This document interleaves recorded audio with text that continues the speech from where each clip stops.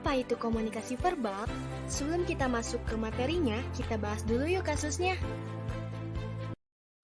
Nah, kasusnya adalah pada tahun pendidikan 2012-2013, Universitas Brawijaya tercatat memiliki 92 mahasiswa asal Papua yang tersebar di beberapa fakultas.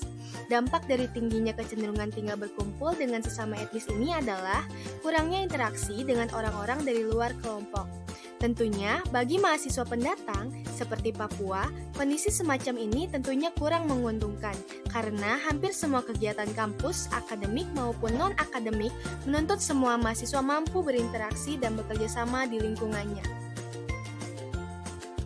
Perbedaan simbol-simbol, verbal maupun non-verbal, disebut sebagai salah satu penyebab ketidakefektifan komunikasi di antara mereka. Nah, kami di sini akan berbagi tips and trick untuk berkomunikasi verbal yang baik dan benar. Ada beberapa tips and tricks untuk kita menjalankan komunikasi verbal.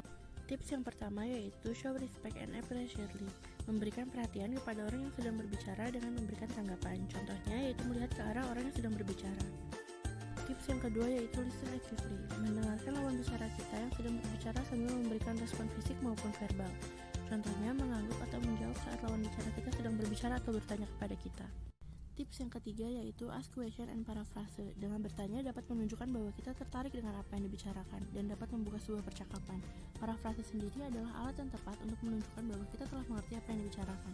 Contohnya, kita bisa bertanya ulang yang menyangkut dengan topik yang sedang dibicarakan, itu untuk memastikan bahwa kita sedang menyimak pembicaraan tersebut, dan kita menunjukkan bahwa kita tertarik terhadap topik yang dibicarakan.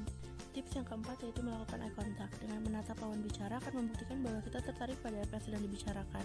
Dengan melakukan eye contact juga akan membuat kita tetap fokus pada pembicaraan. Contohnya, ketika kita sedang melakukan sebuah obrolan, kita menatap lawan bicara kita dan tidak melihat ke arah lain.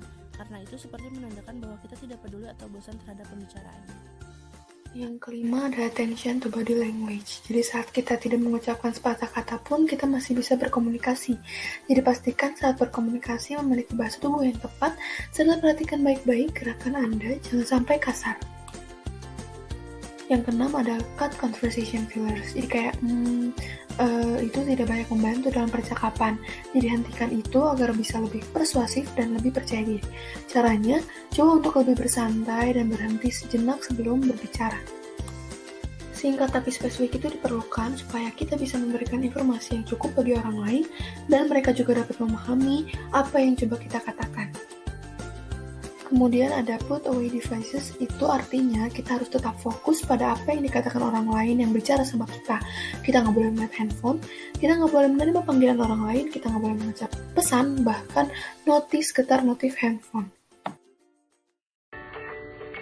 Tips yang berikutnya yaitu memberikan respon kepada pembicara baik melalui kata-kata ataupun gestur kita seperti anggukan kepala. Tips yang ke-10, jangan berbicara kepada orang lain saat ada orang lain yang berbicara kepada kita, agar orang tersebut merasa dihargai oleh kita. Tips yang ke-11 yaitu perhatikan nada bicara kita, agar pesan yang disampaikan tidak disalahartikan atau disalah tangkap oleh penerima pesan.